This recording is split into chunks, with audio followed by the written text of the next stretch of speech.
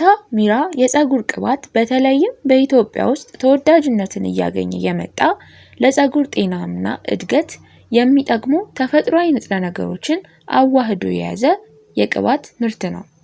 ታዲያ በዛሬው ቪዲዮአችን ላይ አልታሚራ ቅባት ከምን ተሰራ፣ ምን አይነት የፀጉር ኦይሎች አሉበት እናም ለፀጉርስ ምን ጥቅም ይሰጠናል የሚለውን በዚህ ቪዲዮ ላይ አጠር አድርጌ እምነግራችሁ ይሆናል። ሰላም እንዴት ናችሁ ውድ የዩቲዩብ ቻናል ቤተሰቦቼ፣ በቅድሚያ ለቻናሉ አዲስ ከሆናችሁ ሰብስክራይብ በማድረግ ቪዲዮን ጀምሩት። ለቻናሌ ቤተሰብ የሆናችሁ ደግሞ ላይክ በማድረግ እስከ ቪዲዮ መጨረሻ ድረስ አብራችሁን ቆዩ። ቅድሚያ እንግዲህ አልታሚራ ቅባት ከምን ተሰራ የሚለውን እንመልከት። አልታሚራ የፀጉር ቅባት ሙሉ በሙሉ ከተፈጥሯዊ የእጽዋት ዘይቶችና ከተመረጡ ቅመማ ቅመሞች የተቀመመ እጅግ በጣም ድንቅ ምርት ነው። ምንም እንኳን የኩባንያው ትክክለኛ የፎርሙላ ሚስጥርና የቅመማ ቅመም መጠን በትክክል ባይገለጽም በውስጡ የሚከተሉትን ለፀጉር እድገትና ጤና እጅግ ጠቃሚ የሆኑ ዋና ዋና ተፈጥሯዊ ንጥረ ነገሮችን ይዟል ተብሎ ይታመናል። የመጀመሪያውና አንደኛው የኮኮናት ኦይል እንዲሁም ዘይት ነው። ጥቅሙም ወደ ፀጉር ክሮች ውስጥ በጥልቀት ሰርጎ በመግባት የፕሮቲን መጥፋትን ይከላከላል። ለፀጉር ከፍተኛ እርጥበትና ልስላሴንም ይሰጣል። ሁለተኛ የሮዝመሪ ዘይት ነው። ጥቅሙ የራስ ቅል ላይ የደም ዝውውርን በማነቃቃት አዲስ ፀጉር እንዲበቅልና የፀጉር መነቃቀል እንዲቆም በማድረግ ረገድ እጅግ የታወቀ ተፈጥሯዊ ንጥረ ነገር ነው። ሶስተኛ የካስተር ዘይት ወይም የጉሎ ዘይት የምንለው ነው። ጥቅሙም በሪሲኖሊክ አሲድ የበለጸገ በመሆኑ የፀጉር ስሮችን ያጠናክራል፣ ፀጉር እንዲወፍርናም እንዲፋፋም ያደርጋል። አራተኛ የአቮካዶ ዘይት ነው።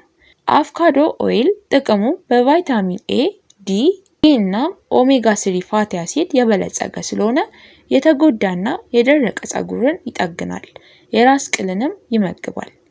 አምስተኛ የጥቁር አዝሙድ ዘይት እንዲሁም ብላክ ሲድ ኦይል የምንለው ጥቅሙም ጸረ ባክቴሪያና ጸረ ፈንገስ ባህሪ ስላለው የራስ ቅልን ከፎሮፎር ያጸዳል፣ የፀጉር መነቃቀልንም ይከላከላል።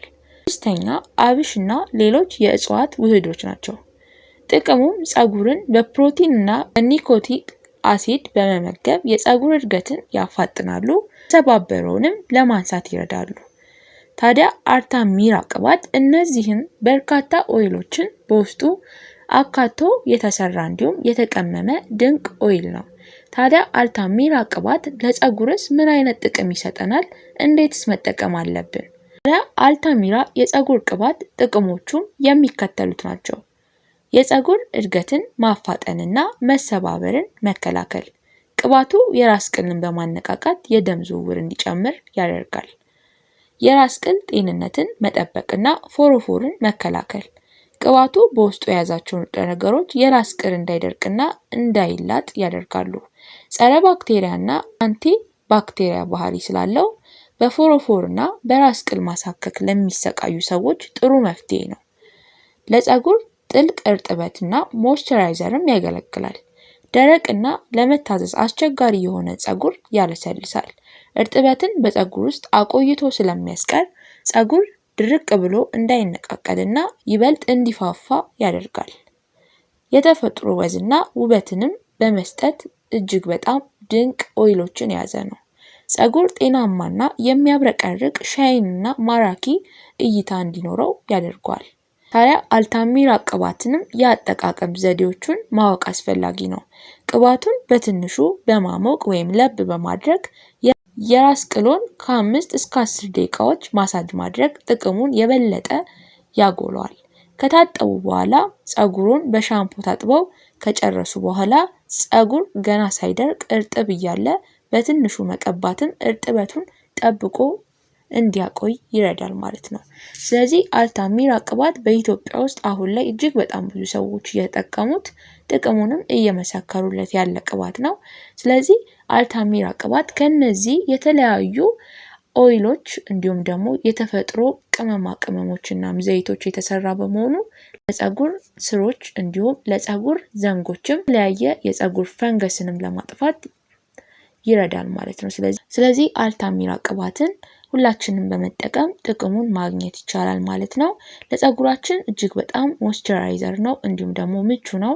ስለዚህ አልታሚራ ቅባትን በእነዚህ በተለያዩ ኦይሎች የተሰራ በመሆኑ ለፀጉር ድንቅ ጥቅም ይሰጠናል ማለት ነው። ታዲያ የዛሬው ቪዲዮ ከተመቻችሁ እንዲሁም ደግሞ ከጠቀማችሁ ለብዙ ሰዎች ሼር ላይክ በማድረግ አጋሩ። በዛሬው ቪዲዮአችን ላይ የተመለከትነው እንግዲህ ስለ አልታሚራ ቅባት አሰራሩና ለፀጉር ያለው ጠቀሜታዎቹን እና አጠቃቀሙን ነው። በዚህ ቪዲዮ ላይ ብዙ ጠቃሚ ነገሮችም ስላሉ ለብዙ ሰዎች ሼር ላይክ ያደረጋችሁ አጋሩ።